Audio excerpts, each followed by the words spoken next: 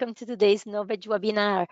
What's new in Vectorworks 2023? Join us to learn the benefits of the new Vectorworks 2023. CAD Guru Jonathan Pickup will show you how the new Vectorworks can affect your work and how you can be more effective by using these benefits that he's going to show you. And Jonathan is trained as an architect in New Zealand and the UK, and he has more than 30 years of experience, specifically with Vectorworks, and he has been writing and producing Vectorworks manuals and providing customer support for more than 20 years. His company, ArchonCAD, is the premier provider of third-party manuals and training resources for Vectorworks. He offers monthly webinars and maintains the Visual Knowledgebase for Vectorworks, and he'll tell you more about it later. And I want to show you a little bit of our knowledge page where you can find Vectorworks 2023. And Knowledge is changing the way designers purchase 3D software, offering more choices, more freedom, best advice, faster service, and you can call us anytime and we'll be picking up that phone. So check us out at knowledge.com. And now, Jonathan, I'll try and give the screen back to you. Here we go. Take it away. Sweet. Thank you very much, Barbara. I always feel weird when I hear my introduction. I don't know why, but it sounds like you're talking about somebody else. So Vectorworks 2023, you should all be able to see that on my screen now. It may not look like Vectorworks 2023 because this is the new home screen that Vectorworks have created. So the first thing when you start Vectorworks, you'll see this. It's known as the home screen, and it shows you all your recently opened files. So you can see through your recently opened files. Nice big preview, so it's easy for me to pick which ones I want to use. Also, there's some learning, there's some messaging. There's the ability for Vectorworks now to send you messages. There's a message center. You can get access to their cloud services, and you can click on the Learn button to go to their university. Unfortunately, I can't make mine appear there, but I can't have everything. Okay, so that's the home screen. So you can actually activate the home screen anytime you want by going to Help and choosing Home Screen here, and it'll bring up the home screen. So this is the change in the new Vectorworks and the way that it presents itself. Now, if you want, you can change the options for that home screen. So it's under the Vectorworks preferences down the bottom here. There it is there. And it's under session, I think.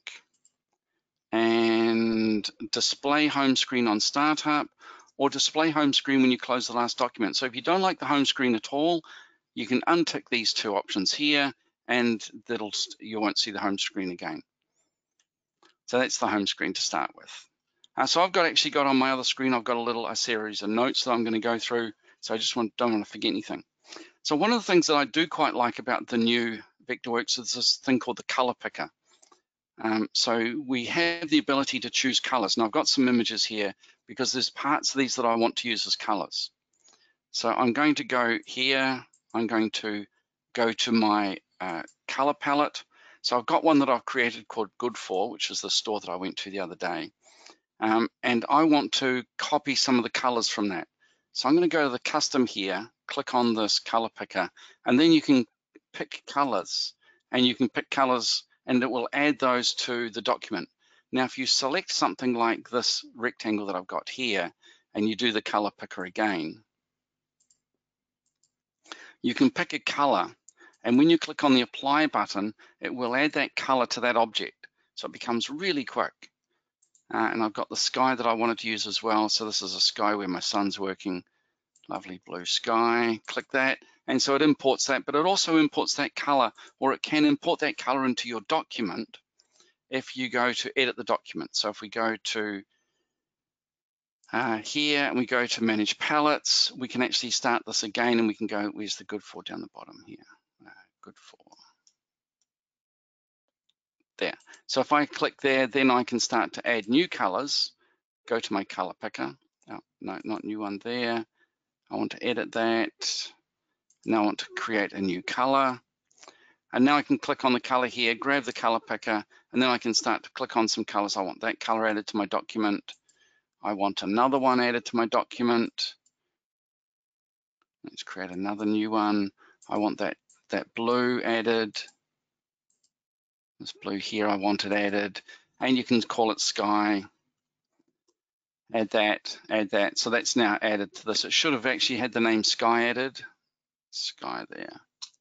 And so I've got the name of those colors. So that's a great way of getting information from outside. Now, you might think you can only do this inside Vectorworks files, but actually you can do it on any object you've got open on your screen anywhere. So I can go to my other screen and actually pick up colors as well if I wanted to. So that's kind of a cool trick. And I thought it was really useful the way that it works. The Vectorworks have got, so if we're doing sections through a building, I'm not sure I've got a section through my building here, but this non-blocking sections, I haven't got a decent section to look at. We've got this one here. When I update it, Vectorworks allows me to go and do something else somewhere else, but actually you won't notice it unless you've got a really large section. So for my little sections, for my small buildings, you really don't notice the fact that the sections update so much quicker because there was hardly anything to them anyway. Now, shaded rendering. Let's go to this object here. I need a sky to make it more fun. In fact, I've got one which I want to open. Open recent 77 Murphy Road, this one. Okay, so I've got here the ability to do the shaded rendering. So I've got shaded turned on. Let's look at my shaded options. And so one of the new things with the shaded rendering, there's a couple of new things, but one of the things that's new is this dialog box. So we've got a brand new dialog box now. It's got the same textures, colors, anti-aliasing, and shadows it had before, but it's now got these tick boxes here, the environmental lighting, environmental reflections, and object reflections. Now you could always get those previously by going to view on the menu bar and setting them through the set lighting options. So you could go through these and set them anyway, but now you do it through that dialog box as well. And you might notice I've got ambient inclusion turned on. So we need a heliodon, just so we get some shadows. There we are there. My heliodon, let's make it 12 p.m. So there is 12 p.m. And I also need to have a 3D modeling file open. So 3D model, this one I think. I'm going to get it from my backup. Okay, so one of the other things that's happened with shaded rendering, if we turn the view around, there's actually 10 lights in this scene. Oh, where's my camera? Let's go back to that. So there's 10 lights in the scene. If we open up the color palette, sorry, the lighting palette, so palettes, let's look for lights on my visualization palette. If we count them up, there's actually 10 lights. But at the moment, only 8 lights are being displayed. Previous versions of Vectorworks only allowed 8 lights in OpenGL rendering, and last year, as they converted from OpenGL to shaded rendering, they kept that same 8 light limitation.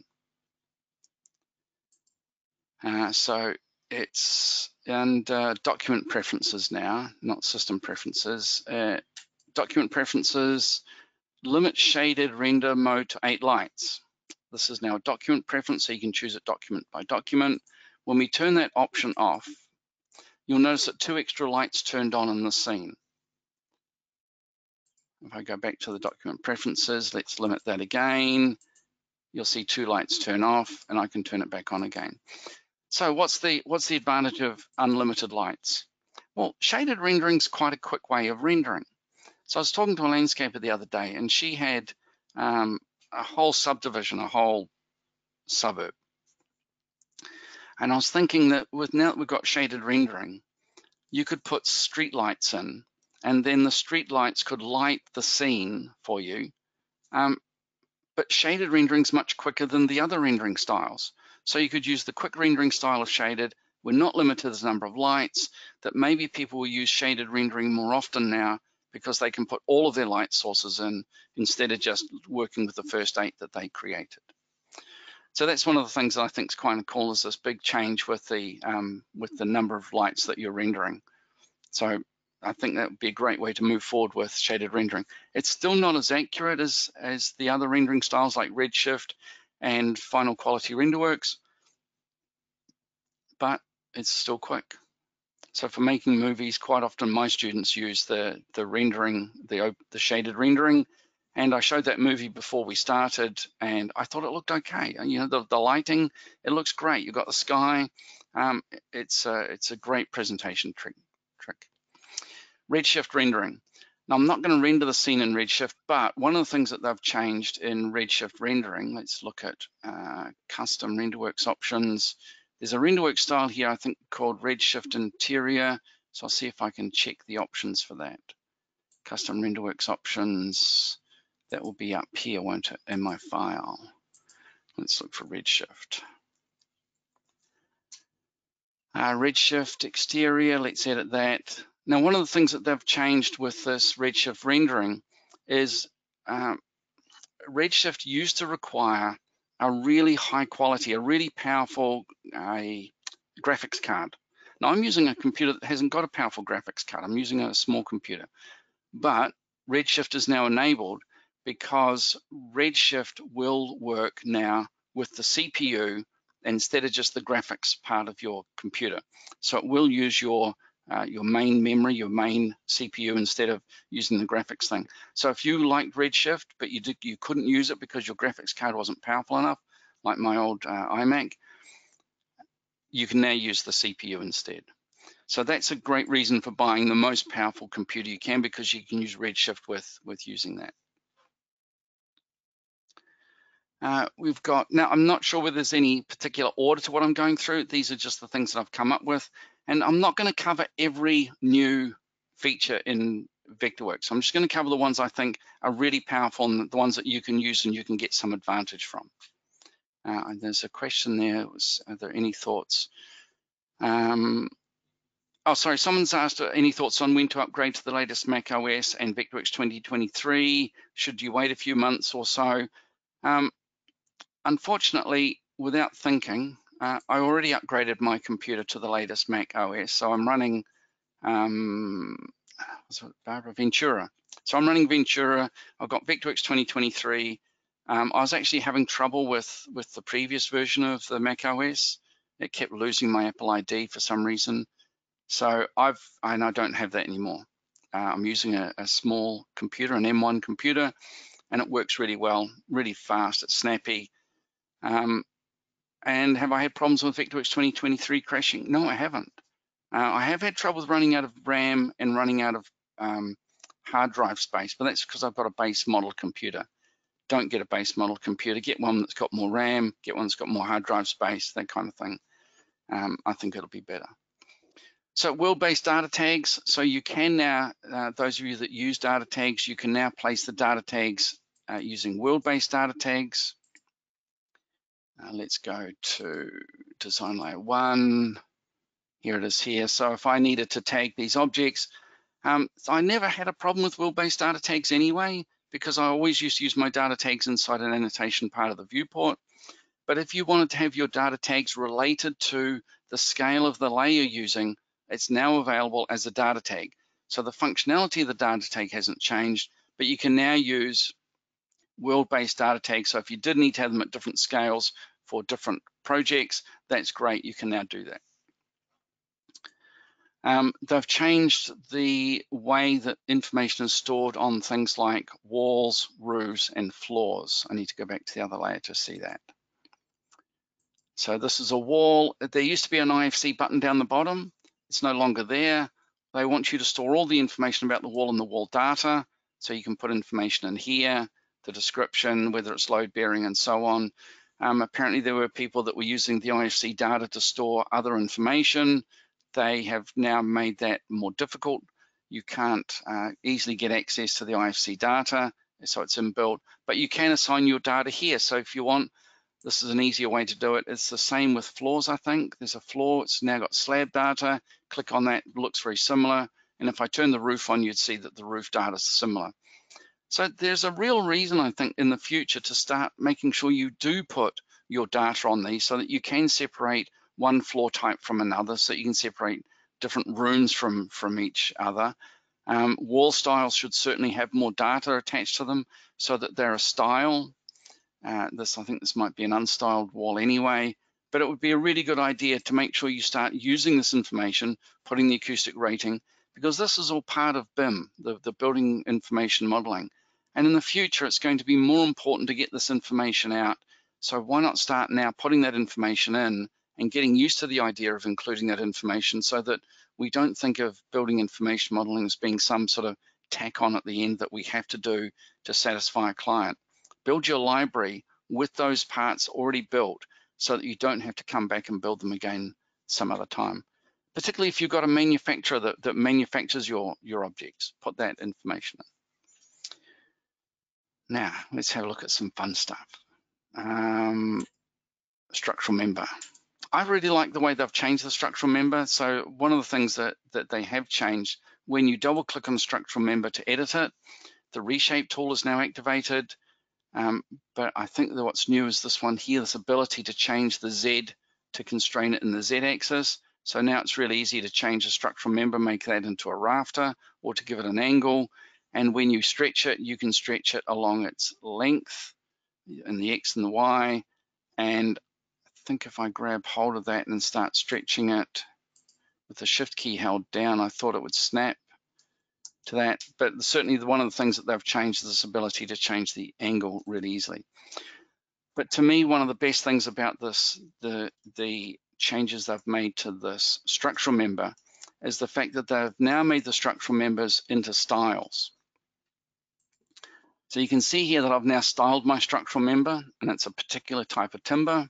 It's there's not that many people from metric countries, I suspect. So unfortunately, my 140 by 45 is actually a 6 by 2, but it's dry, so it loses a bit. It's also put through a machine to take off all the rough edges, so it's clean.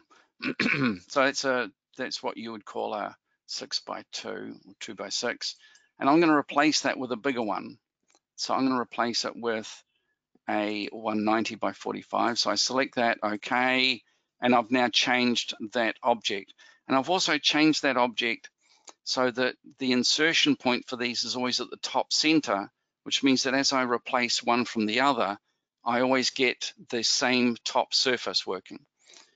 Last night I had a play with these other ones that I'm thinking of using from a manufacturer called iBuilt, and they manufacture these I-beams, a wooden I-beam out of OSB and laminated veneer lumber. So that's a very specific size. It's got a 70mm wide top, but you'll notice that the way that I replaced it meant that it was really quick to replace. So if I select a whole bunch of those, let's select all of those members, we can go, let's replace those. We'll replace them with the same one. They've all got the same size and they've all got the same top. So it didn't jump up and down because I created mine in a really neat way. In a very consistent way, I should really say. So, and if I don't like that, I can go, let's replace those again. And I've decided to use the 140 by 45 again, and bingo, they all change again. So that's a really cool way. Plus, if you use styles and then you update the style in your resource manager, they all update. So this is a really cool way, I think, of using the structural member. One of the things I did like about the structural member is the ability when you create your structural member, let's edit the style,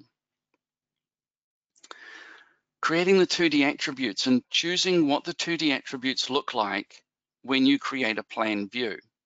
So for example, if I created 2D attributes and I said that above the cut plane, I wanted them to be dashed, at the cut plane, I want them to be a heavy line, and below the cut plane, I want them to be thin again, but a solid line.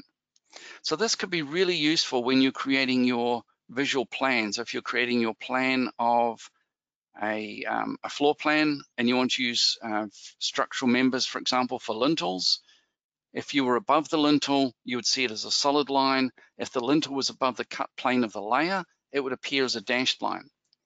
Now, I don't know if you guys use the cut planes very often, but if we go back to edit my design layer, at the moment, I've enabled my cut plane elevation at 8 feet. I'm going to change that to 5 feet, 1500 millimeters. You'll notice that all of my lintels, or all of my pieces of timber now, have actually changed their graphic style. And this is automatic based on the cut elevation of my layer. And I think this is a really powerful trick.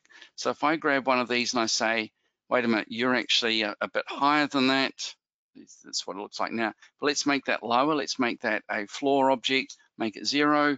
And you can see it's actually changed that elevation. Let's change one of these to 1550, it should be. And I'll turn on zoom line thickness. Now you can see there's a difference between the line weight of those. Where I cut through the beam, it's heavy. Where I see it below, it's lighter but solid. And where I cut through, where it's above, it's a dashed line. I think this is really cool, this ability to have your objects change depending on where the cut plane is. I'd be curious if anyone's using the design layer cut plane, but I think this has got a really cool trick to using it.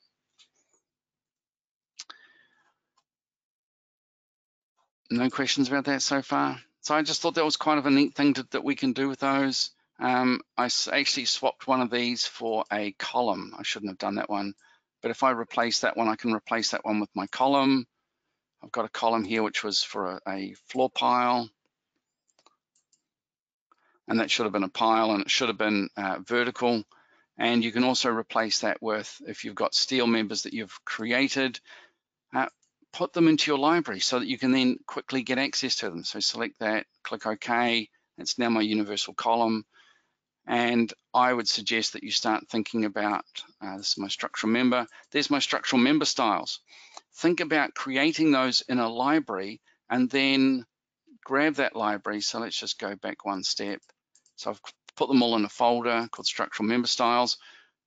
Put that into your library with your resource manager so that next time you go to look for that particular type of steel, you don't have to remember which file you had open. You can just click on your library. And you can see down the bottom, it's just writing to my file.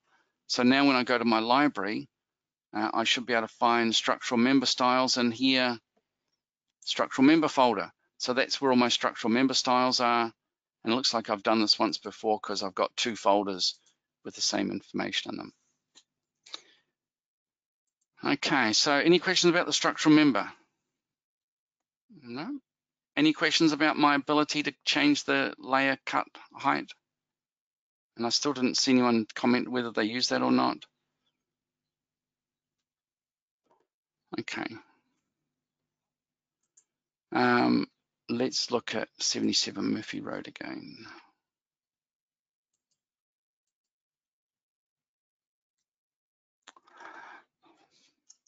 So one of the things that's changed about windows and doors.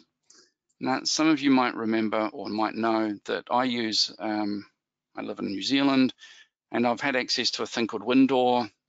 Been lots of talk about Windoor and its ability to create folding windows and doors and choose which side they go to. So let's have a look at doors, because it's been a complaint where people say they really wish that they had the ability to make these changes.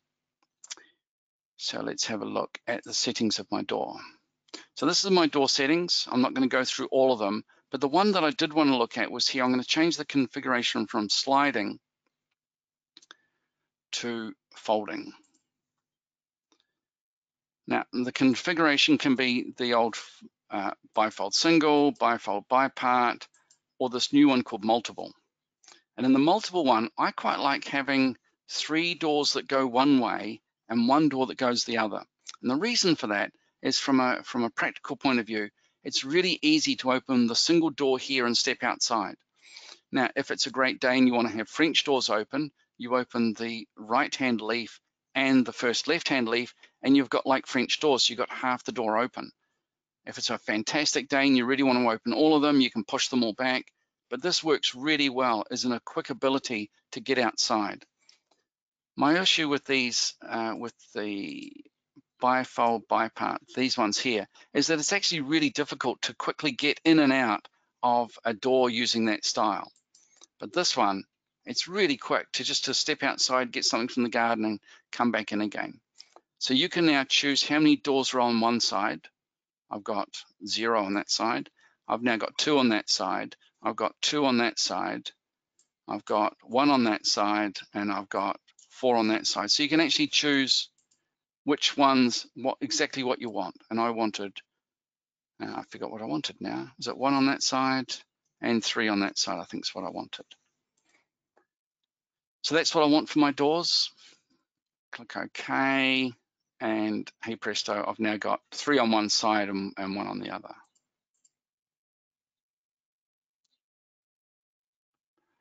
I don't know if Vectorworks are finally fixed the bug where the top of the transom can only slope in one direction. Is this on a door? Let me just check. Settings, general, transom, what do we call that? Lights, side lights, second leaf, transom. And I'd have to go to general, wouldn't I, and have the top shape sloped. And transom. Can't you just flip the door to make it go the other way? Can't you just flip the door and make the transom go that way? And then you can just change the doors. You can just change the number of doors and windows.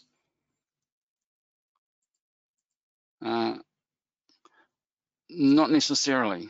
So you can flip that to the point where the opening's on the outside, but then you can change the flip of the doors so that the doors go inside or out. So I didn't show you that, so I need to show you that. So we got that. Let's go to settings, general, and here you can have the swing in or out. So that should solve the problem, because now you can swing the door in or out depending which way you want the doors to go.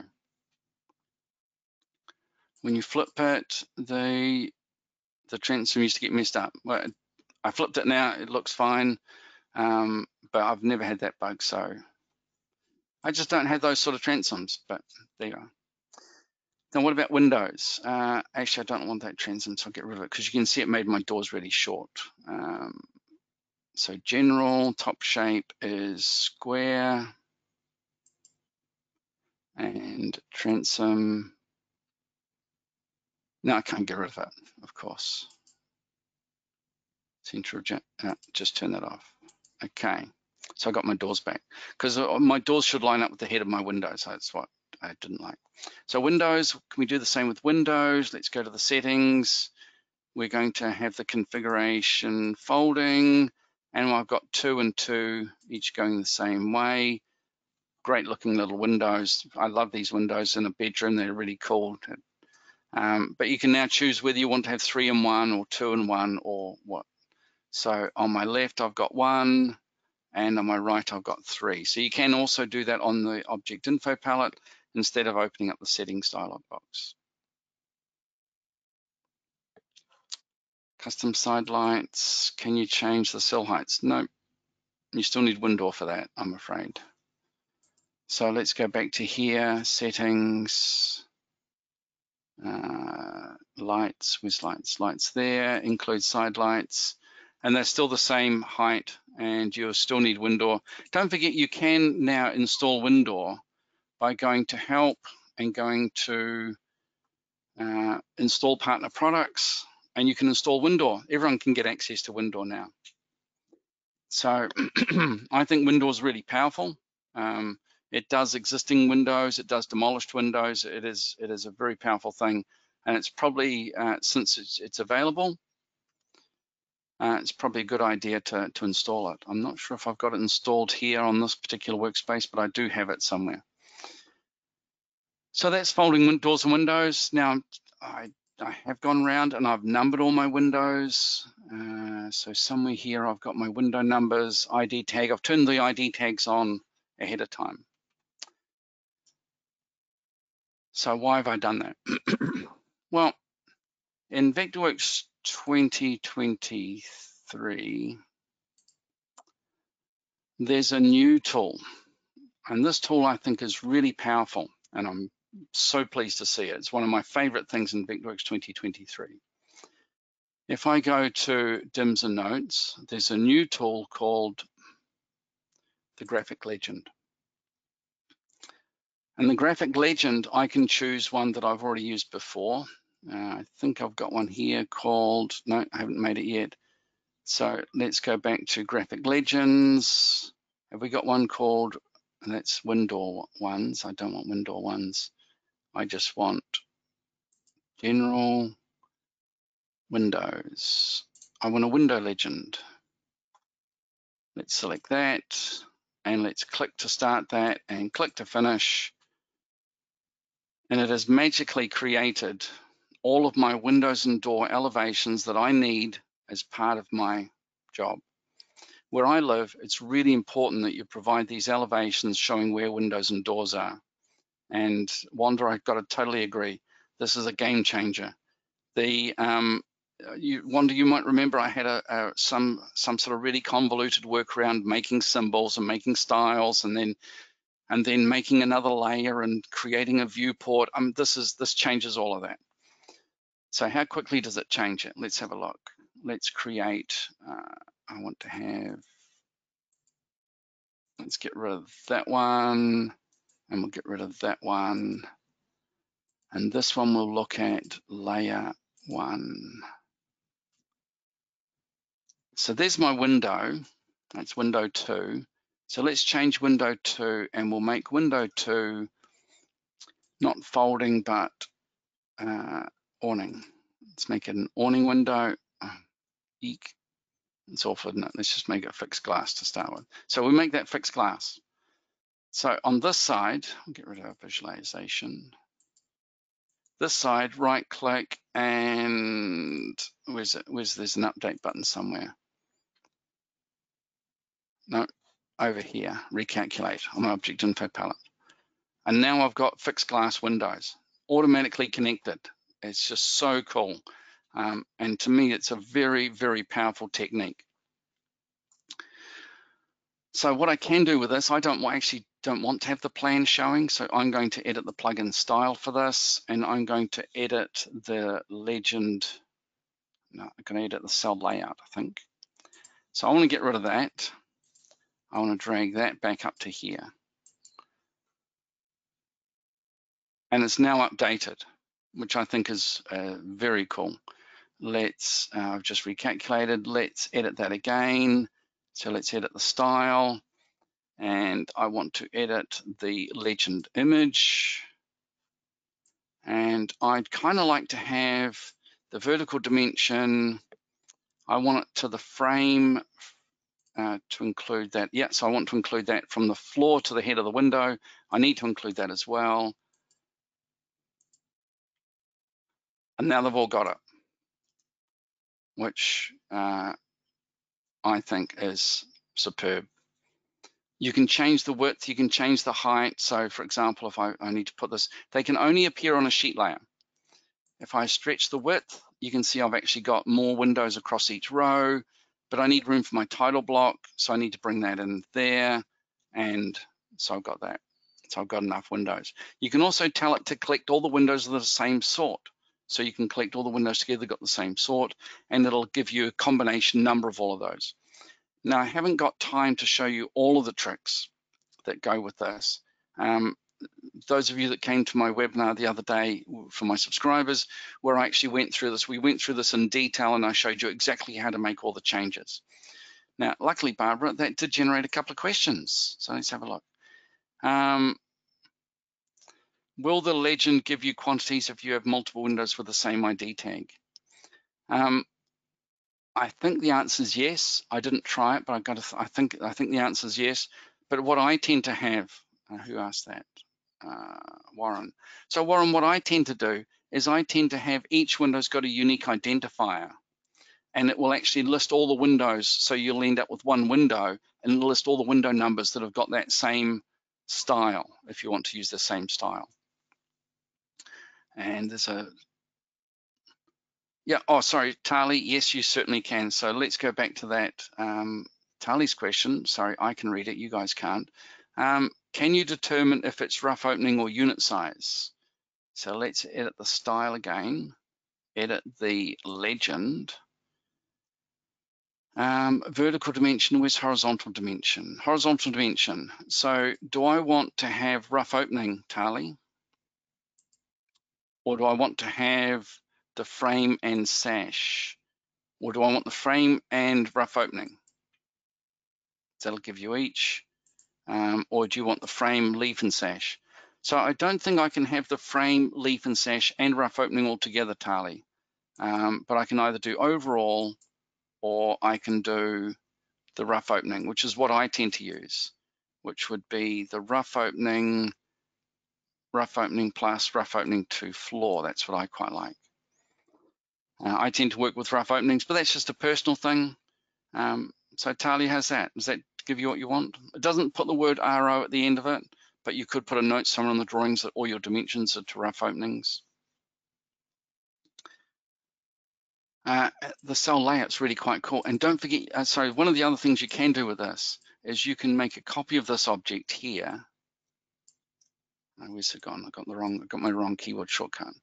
Okay, so I make a copy of that, and then I can change what this is referring to. At the moment, it's referring to the door and window prefix in the label, but I could also change it to something like, I can't remember if I've done it yet, but user field number 1, I tend to use for the lintel. And one of the other tricks, and I can't remember seeing this before, so I'm not sure if this is new in Vectorworks 2023, but this little button here, it may not seem much, but this little button is such a time saver. So many times, Talia, you've seen me do this hundreds of times, where I forget to add to the definition, or I forget to remove the old definition, and this one, replace, is such a cool little button because it just saves me that little aggravation. And let's go back to that, and back to that. So this window here, let's go back to this window. Let's go to the settings of that window, and I'm going to add the lintel size. Where's my data? User field number 1. So this is 290. It's probably 2 140s. So 2 140 by 45 lintel. And let's recalculate this one.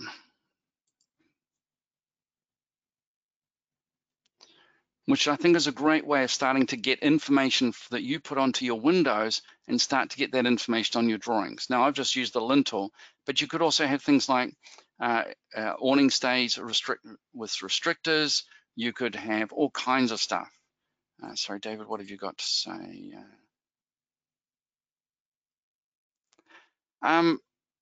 The graphic legend only seems to work once the tag has been added to a window. That's part of the settings that I've chosen, David. So when you tell it how to find the information, you can actually tell it that, first of all, I only wanted it to find windows that are on my window schedule. So yes, the tag for each window has to be turned on. So if I go back to this window here and we have a look, I've included on schedule. So if you don't include that on a schedule in my world, it won't show up on my schedule. So I need to put that. But in order to put the window number, you've got to include it on the schedule anyway. But you'll notice that I don't show the tag in 2D and I don't show the tag in 3D. So actually the tags are not visible. And the reason the tags are not visible, I use data tags to do that, because I can put the data tag in elevation, I can put the data tag in plan, and I can move it exactly where I want it. And I think it's a really cool trick. And it's quite neat the way that we can get all the stuff to work for us. Are there any other quick questions about the graphic legend? Because I think the graphic legend is very powerful. If we go back to this one here and have a look, I think haven't looked for the plants yet, but there's a pre-made plant one. So if you're doing landscape, there's one I've already used recently called plants. Plant legend, and just finds all the plants, but it does report the plants at their full size. And here I've added extra information about what's, so it's picked up the ID of the plant, it's picked up the fact that it's a Cordyline australis and it's a cabbage tree or cabbage palm. So that's just information that's picked up from the objects. David, I use I am so happy to have that graphic legend for doors and windows. It used to take such a lot of work to do it. And every time you made a change, you'd have to go back and check. I believe that, I'm going to run out of stories, so I better be quiet. Anyway, graphic legends, very powerful, very flexible. You can actually tell it what to look for, what to report. So David, I think that now we need to start adding more information to our doors and windows, because that information can be reported where we want it, moving us to much more of a BIM cycle. Site modeling. So has site modeling updated in Vectorworks 2023? It has. It's updated a lot. Now you might remember in the old days, if you put a grade limit, so I've got these objects here ready to go. So in the old days, if you created this as a site modifier, I'm going to make this a pad object, a planar pad, set the elevation, click OK. Now, when I update my site model, normally you would expect this site model, the site modifier, to affect my contours everywhere. So let's go, and one of the other tricks I've started to use much more, I know this has been around since 2022, it's taken me a whole year to get used to this button here on the object info palette to update my site model there. So what's this done? Without a grade limits associated with this site modifier, Vectorworks will create a pad with retaining edge automatically, so that you no longer have to worry about this pad without a grade limits affecting the entire site. Now, if you want it to affect a specific area, you now have to put in a grade limit, site modifier, we'll make this a grade limits. Okay, and of course we can update the site model there. So now that I've got a grade limits, now the site is being affected up to the extent of the grade limits. So let's make this slightly bigger, which is kind of cool. And let's update again, update that. And I'm going to create, this is the really weird one. I'm going to create another site modifier inside the first one, and I'm going to touch the edges together. Now, traditionally, this caused a whole series of error messages, and it caused Vectorworks to misbehave in its calculation of the site model. They have rebuilt the site model mathematics completely. It is fantastic. You can now touch you can now touch pads together, you can touch hardscapes together, you can touch grade limits together. No more of this, let's offset it by a millimeter so that we can trick Vectorworks into making what we want. That's gone. We can just make things the way we want to make them. Now I've created, let's see if I can do this. I have created a grade limits inside a grade limits. Let's update our site model. Now, Vectorworks is saying the edge of your site modifier that's touching that grade limits inside a grade limits will be a pad with retaining edge. The rest of it is going to be sloped down to meet the grade limits, which I think is just super cool. Okay, let's get rid of that one. I'm going to make a copy of this one. I'm going to touch these together. Now, this used to cause us trouble. In fact, what I'll do, I'll put one, actually, I'll just leave it like that at the moment. So let's update my site model. There's my site model. You can see it's updated. If I select the site model, I used to get error messages through here because these two touched. No longer. Not only that, but what I'm also going to do is I'm going to move one of these underneath the other one. So grab hold of that. I'm going to actually make that go under the other one. I'm just going to nudge it to start with. Cool. So I'm just nudging one part of that. Now, in the old, traditionally, if we, in Vectorworks 2022, if you updated the site model, you would get error messages for that. Let's change the elevation of this and we'll make it 217 meters. Okay, let's update our site model. Now you'll notice what's happening is that my second site modifier is underneath the first one and it's cutting it away. You can see it's cutting it away. Now Vectorworks is using the stacking order of my objects, the center front and center back, that technique. If I send this to the front and I send that to the front, that keyboard shortcut. So I've sent that to the front. Let's update my site model. Now this object is in the front and now it's taking precedence and it should be creating a cut down there. I'm not sure why that's not exactly what, is that exactly what that is? It just didn't look right. If I select this one again, now I'm gonna move this one, let's move it up a substantial amount. Cool. Let's update the site model, and we should see that again in 3D. And now let's send that one to the front. Let's update our site model again. And you can see I've now got something underneath. Now this one here could be slightly confusing because we can see it, but if I turn off the show surface in 3D, now you can see the effect of what I've got. And you can see it there. Let's select that object. We'll rotate around that. There's just a little funny corner thing happening here.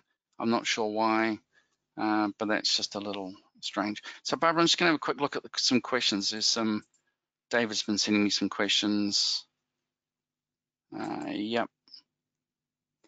Yeah, sorry, David. Yeah, the 1 millimeter offset trick was always a pain. We shouldn't have had to do it. It did cause trouble. You'd often forget which one you'd offset a millimeter. No more worries. Now they can touch. Vectorworks doesn't care. It'll calculate it. The stacking order will choose which takes precedence. This to me is really powerful. And the other thing, David, I think that takes you a little while to get used to is the fact that you can update the site model from the site modifier itself by clicking on that button. I'm so used to right-clicking on the site model and choosing update.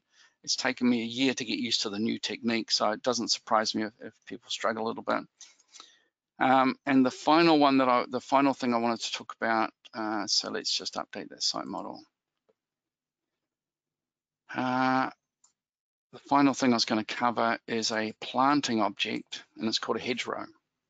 Now the problem with I don't know if any of you guys put in landscaping, but the problem with hedges used to be that if you used a image prop, it looked like a bunch of small plants, and it never looked like a hedge that's trimmed. Because if you get a good Buxus hedge and you trim it, it looks like a solid object. The hedgerow will do that. So now I can click a hedgerow, and I can click on my site model. I can make it go right across that area there. That's my hedgerow. If we look at it in 3D, you can see there it is. It follows the site model exactly.